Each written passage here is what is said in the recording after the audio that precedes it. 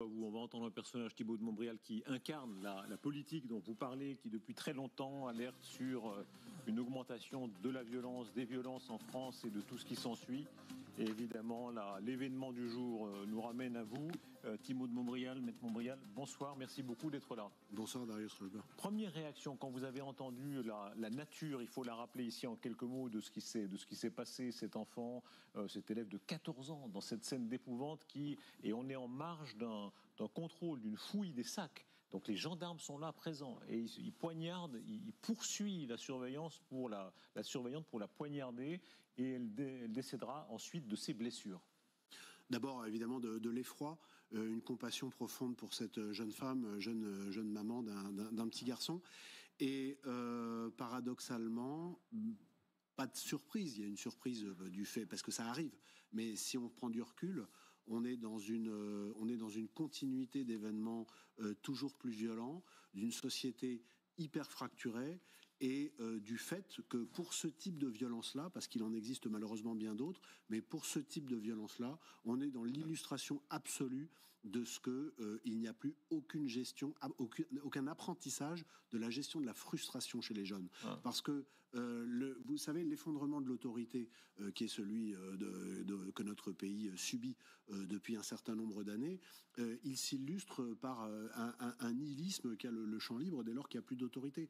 Et l'éducation, apprendre à des jeunes, que ce soit au sein de la cellule familiale ou au sein de l'école, du sport, etc., c'est apprendre qu'il y a des règles. Et que quand ces règles sont transgressées, il y a des sanctions, évidemment adaptées à la mesure de la transgression. Et de voir des mômes de 15 ans donner des coups de couteau sans aucune raison, non pas qu'il y aurait des raisons valables, mais il pourrait au moins y avoir une raison sur laquelle on pourrait s'interroger.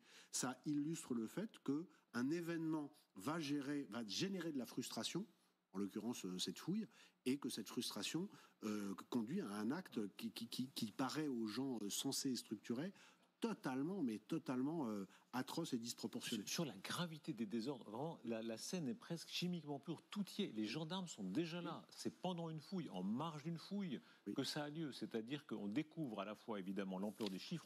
On va s'arrêter aux chiffres et vous amener, vous, de nouveaux chiffres qui sont extrêmement passionnants. Mais donc, c'est pendant une fouille, on découvre qu'il y a des fouilles si courantes et que c'est entré, tout ça, cette situation anormale s'est installée dans des milliers d'écoles en France. Oui, les chiffres qui ont été donnés cet après-midi à la fois par le ministère de l'Intérieur et le ministère de l'Éducation nationale. Ils sont là. On peut les voir sur le mur ici. Voilà. 6 000 opérations. 6 000, ça paraît. Encore une fois. Moi, là, il manque un chiffre, si vous permettez, c'est le pourcentage. C'est-à-dire que le pourcentage, parce que là, il y a les couteaux, mais il y a également plus de 250 objets contondants. Donc, et le pourcentage d'objets dangereux saisis, c'est 7%. C'est-à-dire que dans 7 sacs sur 100, lors de contrôles inopinés aléatoires, il y avait une arme par destination. Ça paraît vertigineux. Encore une fois, c'est pas du tout être réactionnaire ou passéiste, mais tout à l'heure sur le plateau, quand on fait un sondage autour de soi, bien sûr, il y a toujours eu des désordres dans les écoles, il y a eu parfois des faits très graves en toutes époques, mais l'idée que de façon courante, des gens amènent des couteaux à l'école, c'est assez étonnant. Non, mais la différence entre un fait divers, ce qui a été l'expression, à mon avis, maladroitement utilisée par le président de la République hier ou avant-hier, et des faits de société, c'est quand on passe de faits individuels qui arrivent de temps en temps, et comme ce sera toujours inéluctable dans une société organisée que ça arrive ponctuellement, à un mode d'expression, en l'occurrence la violence, qui est le développement d'une tendance qui n'est corrigée par rien, puisqu'il n'y a plus aucun vecteur d'autorité dans notre pays. La part importante des mineurs, ça aussi c'est un chiffre qui est très révélateur depuis 2019. Jusqu'à 23% des personnes mises en cause pour port d'armes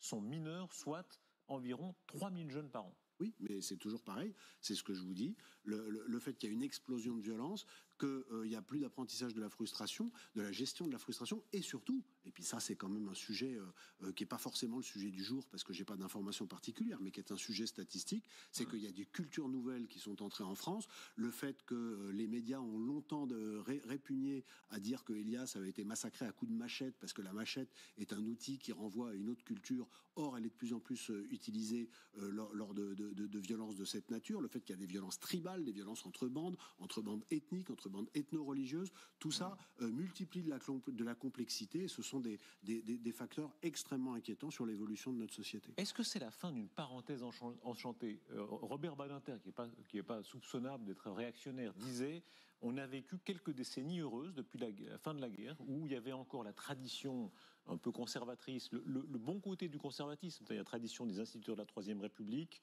l'ordre, le contrôle familial, social fort, et en même temps le progrès social, emploi, prospérité. Et cette parenthèse-là, elle s'est fermée. Oui, je pense qu'elle est en train de se fermer.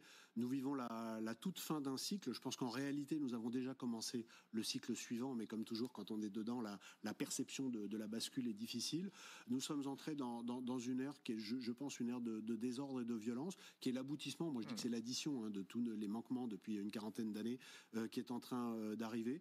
Il va falloir ouvrir les yeux, mais c'est intéressant parce qu'il y a plein de petites choses dont on parle même plus. Mais par exemple, hier, il y a une journaliste d'une chaîne de service public qui a été violemment agressée en direct à la télé lors d'une manifestation d'extrême gauche place de la République pour Gaza. Donc c'est quelque chose qui est en train de ronger partout dans tout le champ de la société. Et effectivement, moi je théorise, vous le savez depuis longtemps, c'est moi qui ai employé en premier l'expression de choc d'autorité, mais je pense qu'au-delà des mots, il va vraiment falloir le faire parce que si on ne le fait pas, de toute façon, nous allons subir la vague de violence qui est en réalité déjà en train de nous arriver dessus. Ça n'excuse rien, mais est-ce que c'est aussi une part, disons, du corps social qui n'offre pas d'avenir à ces jeunes-là, où ils ont le sentiment que, contrairement à ce qui existait dans les années de prospérité, effectivement, les 30 glorieuses, où malgré tout, voilà, toute la société était peu à peu mieux intégrée, là, en réalité, effectivement, si on est certains types de jeunes sentent qu'il n'y a pas beaucoup de place pour eux. Ben, c'est un problème qui est compliqué, mais je pense que ça n'est pas la bonne solution de le présenter d'abord comme ça. Je pense que ce que vous dites, c'est un effet de bord. Ce que vous dites n'est pas faux, mais on ne peut plus se réfugier derrière des formes d'excuses, quelles qu'elles soient, pour... Ça n'excuse pas, encore une fois. Ça explique. Effectivement, si on vit dans une société où on se dit que de toute façon, l'ascenseur social ne fonctionne pas, qu'on a peu d'avenir, qu'on a peu de place... Oui, mais c'est pas vrai. La réalité, c'est que c'est pas vrai. Vous avez des tas de gens qui réussissent, qui sont issus de l'immigration, qui deviennent fonctionnaires, qui deviennent ingénieurs, avocats, etc. La réalité, c'est que on a, moi je trouve, une tendance à ne pas aller dire les choses. Vous savez, plus on dit les choses telles qu'elles sont, plus on est lucide, plus ça détend tout le monde. Et il suffit de voir que les gens issus de l'immigration, puisque c'est le thème de votre question, qui ont réussi, ils essayent de s'ériger en exemple, mais ils ne sont plus perçus comme des exemples. Cela étant, on voit bien que ça dépasse de très loin la question de l'immigration. Ce phénomène de violence, il est en train vraiment d'exploser de manière tout à fait spectaculaire. D'où est-ce que vous le datez? C'est-à-dire, on comprend bien, c'est ce que dit Bruno Retailleau, il y a une espèce de déconstruction. Tout à l'heure, sur ce plateau, certains disaient mai 68. Mais mai 68, on est en 2025. Alors, ça fait 3 générations. Oui, mai 68, je pense que c'est le début. C'est-à-dire, c'est le début de l'abandon de ce cadre qui, petit à petit, va disparaître et va conduire à l'échec de l'apprentissage, de la gestion, de la frustration. Je me répète, mais je pense que c'est crucial. Par contre, les faits apparents, il y a eu quelques éruptions, un peu volcaniques à certains moments. Exemple. Oui, l'histoire de ça. Qu'est-ce qui s'est passé pour qu'effectivement, on parte de là pour arriver ici? Il y a eu des émeutes extrêmement violentes en 1990 à Vaux-en-Velin, par exemple. Il y a eu les émeutes, bien sûr, de 2005. Alors, à chaque fois, un petit peu plus étendu. Mais là, ça dépasse, ce qu'on appelle les quartiers. Comme le rappelait le Premier ministre tout à l'heure sur TF1, nos gens, je crois que c'était un petit collège, c'est une petite ville. Darius se rejoint. Aujourd'hui, comme il n'y a plus d'autorité du tout dans la société, tous les corps plus ou moins organisés qui peuvent utiliser la violence l'utilisent, par exemple la grande criminalité organisée, et puis la jeunesse, elle fait comme elle voit les autres, et encore une fois, parce qu'il ne faut pas le minimiser, avec parfois une dimension qui repose sur les fractures françaises, notamment ethniques et territoriales ou religieuses. Mais tout ça, comme il n'y a plus ni d'autorité, ni de transcendance, de sentiment d'appartenance, à quel jeune aujourd'hui est-ce que ça parle d'être français? Alors je vous parle pas de ceux qui ont été faire le pèlerinage de Chartres, mais je vous parle de l'immense majorité des gens qui aujourd'hui se sentent dans un consumérisme, individualisme, réseaux sociaux, etc. Je pense qu'il faut aussi, parce que moi je suis évidemment le porteur d'une ligne qui est sécuritaire, dure, mais je n'oublie pas que ça, c'est de l'immédiat qu'il faudra mettre en place et de façon assez dure. Mais à côté, il y a de la culture et de l'éducation. Et c'est une reprise en main de long terme. À l'instant, le président de la République s'est exprimé. Il dit il ne faut pas céder aux manipulations dans le débat politique. Il pense à des gens comme vous quand il dit ça, c'est-à-dire le fait que très vite vous alliez sur des sujets comme l'immigration, comme c'était le sujet décisif. Mais parce que je pense fondamentalement, bien au-delà de ce qui s'est passé aujourd'hui, que sur l'effondrement de l'autorité et le chaos qui est en train de gagner le pays, et tout le pays, la Haute-Marne, vous en parliez à l'instant, je pense que l'immigration est une des raisons. Alors ça prendrait longtemps de rentrer dans les détails, mais je pense effectivement que l'immigration l'absence de maîtrise migratoire est une des raisons. C'est pas la seule, mais c'est une des Encore raisons. Encore une fois, dans cette affaire-là, pour l'instant, on n'a aucun signe. Je permets d'insister qu'on ne croit pas qu'il y a un phénomène avéré ici. Oui, mais c'est-à-dire qu'il y a un mimétisme. C'est-à-dire qu'aujourd'hui, ça devient normal pour plein de jeunes de se balader avec des couteaux et de répondre à un manque de gestion de la frustration par un coup de couteau. Certains vous répondront paradoxalement que c'est un faux débat. Beaucoup de sociétés, d'où proviennent d'ailleurs les familles issues de l'immigration, sont plus conservatrices que la société de l'Europe de l'Ouest, où effectivement, alors là, on sait, ça s'est beaucoup détendu depuis mai 68 et dans les décennies suivantes. Mais bien sûr, mais c'est d'ailleurs ce que disent nos amis marocains, algériens, puisqu'en restant sur la question de différences culturelles, ils nous disent, mais vous les Français, vous êtes complètement malades. Il faut faire comme nous, il faut être beaucoup plus dur, etc. Mais ça veut dire quoi? Comment revenir en arrière? C'est très intéressant tout ça. Comment revenir en arrière? Moi, je suis très frappé. Tout le monde, beaucoup de gens disent ça. D'ailleurs, pas seulement des gens de droite, beaucoup de gens de gauche. Voilà, il faut revenir à une certaine forme d'autorité. Et quand on entre dans le détail, tout de suite, on se fait traiter ou de réac ou simplement de rêveur. Quand on dit, rétablir les uniformes, rétablir la file indienne avec les jolis uniformes, les jolis blouses, des estrades à l'école, le vouvoiement absolument obligatoire, tout ça, vous faites rigoler les gens quand vous dites ça bien souvent. D'abord, il faut rétablir la sanction. Il faut rétablir la sanction. Aujourd'hui, la justice des mineurs, elle est fondée sur deux piliers qui sont l'éducation et la sanction, et l'éducation prime. Il faut inverser ce rapport. Il faut cas d'école, attention, c'est toujours plus difficile, vous les experts, quand on vous attrape sur les cas d'école. Alors voilà, allez-y. Je ne suis pas un expert, je suis un praticien. Non, mais bien sûr, mais ces 567 conseils de discipline pour détention de couteaux, qu'est-ce que vous faites de plus? 567 gamins qu'on a saisis, qu'on a surpris avec des couteaux à l'école, ce qui effectivement n'est pas normal. Ils passent en conseil de discipline. Je ne sais pas très bien ce qui leur arrive d'ailleurs. Qu'est-ce qu'on fait là? Mais moi, mon principal problème, c'est qu'ils passent devant un juge. C'est pas qu'ils passent en conseil de discipline. Le conseil de discipline est accessoire au principal. Le principal, c'est la justice. Il faut absolument, impérativement. Le chemin a commencé à être pris. La loi Attal. Pas répondu. Le jeune qui se retrouve simplement surpris à avoir un couteau dans sa poche, un de ces grands couteaux, genre couteau zombie. Quelle mesure est-ce que vous prenez? Tribunal.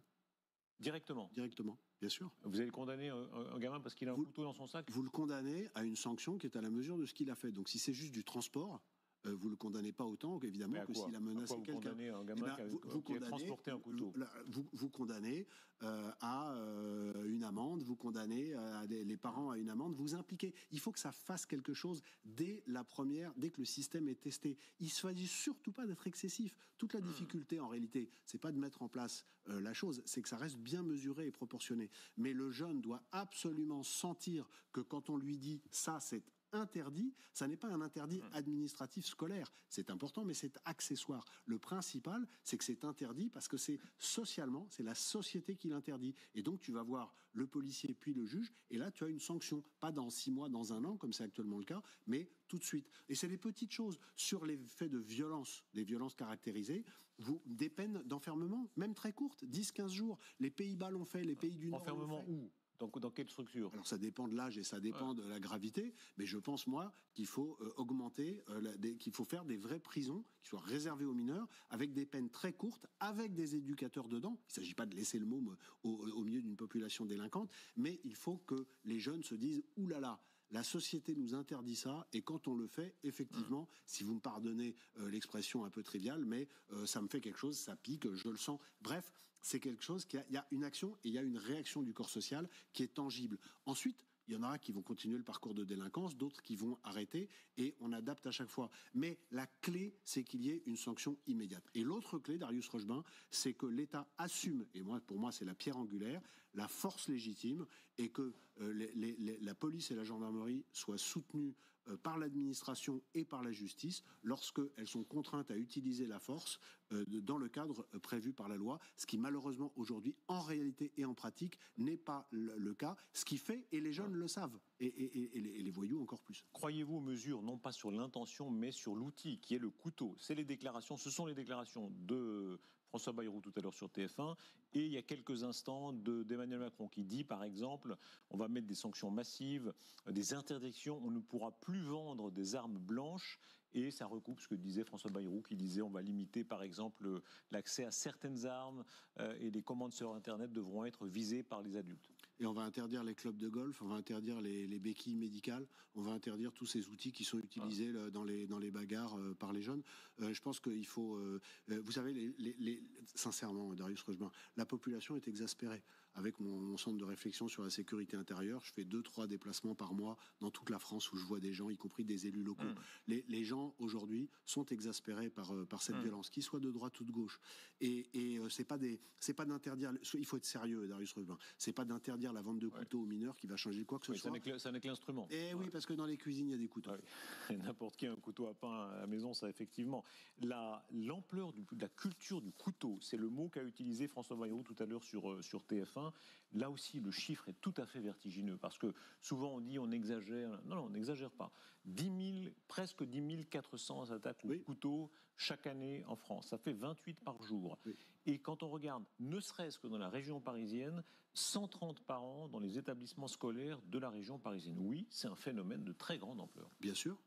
Bien sûr, c'est un phénomène aujourd'hui auquel chacun d'entre nous peut être confronté dans la rue, dans le métro, quels que soient les quartiers, et y compris maintenant dans les villes, dans les petites villes, partout sur les territoires. C'est devenu un phénomène. On a rattrapé l'Angleterre, qui était, souvenez-vous, il y a quelques années, on parlait beaucoup du problème des Anglais avec les armes blanches. Aujourd'hui, on y est.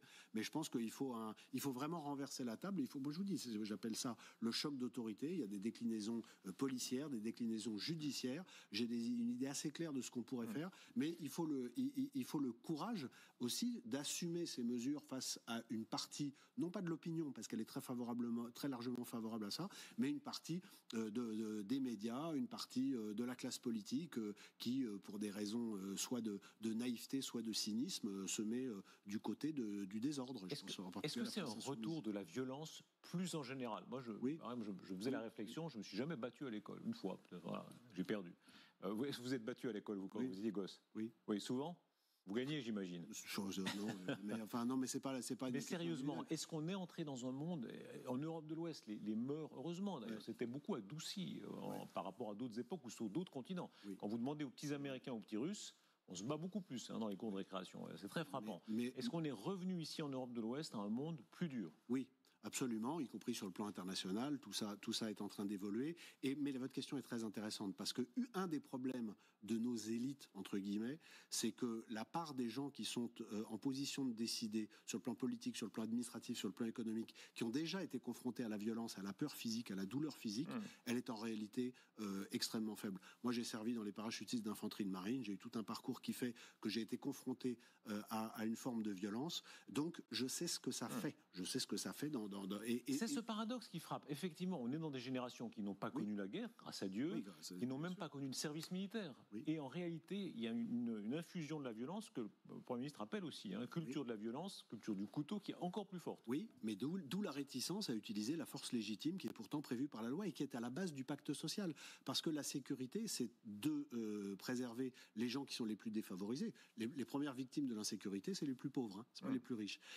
Et la base du pacte social, c'est que le citoyen renonce à la violence en contrepartie du monopole qui est transféré à l'État d'utiliser la force légitime. Et pour ça, les gens payent des impôts et bénéficient de la protection de la police et de l'action de la justice. Et quand ça marche plus, qu'est-ce qui se passe? Eh bien, le risque, c'est que les gens se réapproprient le droit, qui est un droit naturel de l'homme, disait Cicéron, de se défendre et se protéger s'ils ont l'impression que l'État n'est plus en capacité de le faire. C'est pas le sujet de ce soir, mais c'est un vrai sujet. Quel est le phénomène lié en particulier aux mineurs? Gabriel Attal l'a dit, dans plusieurs parties, mais enfin, je crois que c'est un des premiers à l'avoir dit sous cette forme-là. Un mineur de 2025 n'est pas un mineur de 1945. Alors ça, c'est très juste. Et le monde et la société évoluent. Le mineur de 2025, c'est pas le même que le mineur de 1945. De même que la violence de ces mineurs en 2025 n'est pas la même que la violence il y a 20 ou 30 ans. Et il faut donc que la société, la justice, l'éducation aussi, bien sûr, s'adaptent à cette évolution. Mais on peut pas faire aujourd'hui comme si on était en 1971 avec les penseurs sociologiques de gauche. On est dans un autre monde. Mais il faut faire attention, Darius Robin, ça vous fait sourire. Mais on revient sans arrêt à 1968, etc. Et les suites. Non, mais vous avez peut-être raison. Mais on revient au péché originel. Ça paraît loin. Oui, ça paraît loin, mais vous savez, la décomposition, ça prend du temps. Mais il y a une tendance que toutes les sociétés qui sont face à des difficultés connaissent, c'est la tendance du toboggan. C'est-à-dire que ça commence doucement et à un moment, ça accélère. Et si vous regardez la violence des émeutes pour un simple match de foot il y a 10 jours, partout en France, pas simplement à Paris, si vous regardez l'hyperviolence des mafias, des narcotrafiquants, avec un trafiquant d'un cartel mexicain qui a été arrêté l'autre jour en banlieue parisienne, si vous regardez les violences comme celle d'aujourd'hui, vous vous rendez compte que la violence est protéiforme et elle est partout, et elle augmente partout. C'est ça qui est extrêmement inquiétant. Quelles sont les structures qui existaient et qui n'existent plus? Moi, je suis frappé souvent que les gens parlent de structures de droite, entre guillemets, comme l'Église, mais aussi de gauche. Le Parti communiste français, qui était un des partis si puissants en France, mais qui était un parti d'ordre. C'est de droite, l'Église. Qui s'organisait, comment? C'est de droite, l'Église. Clérical, disons, clérical. Vous avez raison de me corriger. Le Parti communiste, par exemple, on voit ça dans les manifestations. Hein. Le Parti communiste avait un service d'ordre vraiment extrêmement strict, un peu militaire. Exactement. Les patronages, le sport, avant qu'une partie des associations sportives ne soit récupérée, etc. Bien sûr, tout ça, c'était autant de structures et d'apprentissage où il y avait un compagnonnage au sens du Moyen-Âge, c'est-à-dire qu'il y avait des anciens qui apprenaient aux jeunes, et le fait d'être jeune, aujourd'hui c'est devenu un terme, c'est catastrophique, c'est presque devenu un terme péjoratif, alors que d'être jeune quand on est dans une logique d'apprentissage d'un métier, des règles, de culture familiale, etc. C'est ça. Et mais vous savez, ce qui manque aussi, c'est la transcendance, c'est de savoir, c'est la question de la représentation de la société, de la nation dans laquelle on vit. C'est quelle est notre culture commune? Qu'est-ce qui fait qu'on a envie aujourd'hui de vivre, d'avoir la même aventure, le même destin? Est-ce qu'on il y a des racines, Renan l'a dit mieux que moi, il y a des racines, une nation c'est un peuple qui se reconnaît des racines et espère un destin commun.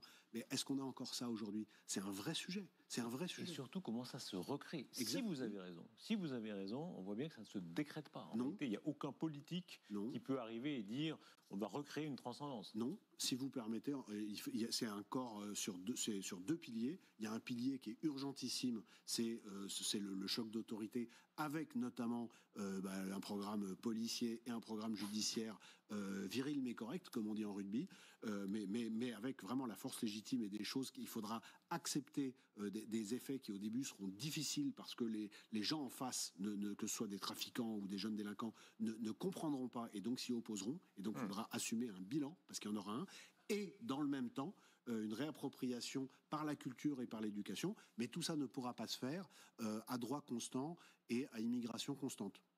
Ça aussi, il faut faire très attention. Quand vous avez un homme politique belge qui dit avant-hier il n'y a plus de Belgique parce qu'il n'y a plus de culture commune, on n'en a pas beaucoup parlé en France, il faudrait bien méditer aussi ces paroles pleines d'alarmisme et de sagesse. On partait de la question de la minorité, de l'excuse de minorité, de cette formule de Gabriel Attal, un mineur de 2025 n'est pas un mineur de 1945. Alors, il y a un certain nombre de propositions qui sont faites pour la fin de ce qu'on appelle l'excuse de minorité, en cas de récidive notamment, pour des peines de prison beaucoup plus immédiates, pour des peines planchées. Est-ce que ça peut changer quelque chose? Oui, mais pourquoi attendre la récidive si les faits sont graves? Encore une fois, c'est une question de mesure. Il faut toujours être mesuré dans la sanction. C'est pour ça que le métier de juge est très difficile. Mais à partir du moment où vous avez des faits graves, dès la première fois que la personne se fait attraper, parce qu'il faut... Dès la première fois que la personne se fait attraper, pourquoi ne pas prévoir des mécanismes d'inversion? C'est-à-dire que le juge, au lieu d'être obligé de motiver l'absence d'excuses d'élimination de l'excuse de minorité, ce soit l'inverse. C'est-à-dire que le principe soit qu'on l'enlève et qu'on la rétablit si c'est spécialement motivé. Il y a plein de petites choses. Il faut bousculer les dogmes de la justice. C'est aussi important que l'action de la police sur le terrain et le fait de redonner confiance à tous ceux qui espèrent, qui tentent malgré tout en première ligne, notamment dans les établissements scolaires, d'incarner cette autorité, mais ils se sentent bien seuls. François Bayrou, tout à l'heure sur TF1, parlait d'épidémie, d'une sorte d'épidémie de violence. Oui, mais elle n'est pas d'hier. L'épidémie, elle est déjà en phase terminale, là. Elle est, moi, ce qui me fascine, c'est cette propension tout à coup à donner l'impression qu'on découvre que le soleil se lève, ou plutôt qu'il se couche en l'occurrence. Donc, oui, oui, c'est une épidémie, mais elle n'est pas d'hier et elle est déjà très, très, très, très avancée. Le soin, là, il va falloir une thérapie lourde. L'éducation, on entend à quel point, il y a tous les nostalgiques des instituteurs de la Troisième République, ça aussi, ça ne se recrée pas en réalité. Vous n'avez pas... Ce sont des générations d'enseignants qui sont tels qu'ils sont. On les juge bien ou mal, chacun est libre, mais ça ne se change pas en réalité. Non, mais moi j'ai toujours été un peu étonné d'entendre que les enseignants seraient, parce que c'est l'image qu'on peut en avoir parfois, les gens à gauche mais les enseignants, moi j'en connais, ceux que je connais, ils ont la passion d'enseigner ce que c'est que non seulement les fondamentaux qui permettent d'avancer dans la société, c'est-à-dire lire, écrire, compter, mais aussi de raconter l'histoire de notre pays. Regardez les Hussards Noirs de la République, le roman national. Aujourd'hui, quand on dit ça, on passe pour un facho. Mais souvenez-vous qu'historiquement, c'était quand même... Le centre-gauche. C'était le centre-gauche. C'était les Hussards Noirs, et c'était justement, on en parlait tout à l'heure, par anticléricalisme au moment de la loi de 1905. Donc c'est intéressant de voir que des concepts utiles pour recréer du lien social ont pu basculer de la gauche vers la droite. Moi, je pense que c'est apolitique au sens partisan, c'est politique au sens noble. Est-ce que ça marche ailleurs? Il y a dans tout ce que vous dites un côté restauration. On sent bien, je ne veux pas vous pousser à dire caricaturer en réactionnaire, mais enfin, il y a un côté restauration. Parce que le progressisme, en ce moment, on ne voit pas très bien où il est. Le progrès peut aller dans le bon ou le mauvais sens, vous avez raison. Quoi qu'il en soit, est-ce qu'il y a des exemples autour de nous, de pays où vous trouvez que ça marche mieux? Alors oui, et ce qui est très intéressant, c'est que tous les pays où ça commence à aller un tout petit peu mieux, la Hollande, les pays du nord de l'Europe, l'Italie, certains pays de l'Est, c'est des pays où à un moment donné, on a serré la vis et on est revenu aux fondamentaux. C'est ça qui est très intéressant. C'est-à-dire, exemple plus précis. Les Pays-Bas, avec le programme carcéral pour les primo-délinquants, y compris pour des peines très courtes. Le Danemark et la Suède, dans une certaine mesure. La Suède est très malade, avec des mesures notamment drastiques du centre-gauche danois sur l'immigration. Souvent, les sociodémocrates, notamment les sociodémocrates danois, sont très conservateurs dans ces domaines-là. Mais c'est pour ça. Mais regardez même le tournant du Premier ministre Starmer en Angleterre sur l'immigration. C'est super intéressant. C'est qu'aujourd'hui, en France, on a encore l'impression qu'on est assigné à une image politique. Vous me taquinez en disant que je suis pas loin d'être réactionnaire, etc. Oui, mais je pense que vous êtes réactionnaire. Mais je pense que c'est pas loin. Vous êtes tout à fait réactionnaire. Oui, mais réactionnaire au bon sens du terme. Il faut réagir. Darius Rochebin, parce qu'il faut réagir. Et c'est ce que les Français attendent, quel que soit ce qu'ils pensent par ailleurs sur tout un tas d'autres champs. Si la société n'est plus assurée, si la sécurité n'est plus assurée, plus rien n'a d'importance. Merci beaucoup Thibault de Montbrial. Vous ouvrez le débat politique et on va entrer dans cette partie-là avec les politiques, notamment Sabrina Agresti-Roubache et Jean-Philippe Tanguy et nos autres invités. Manuel Valls aussi va nous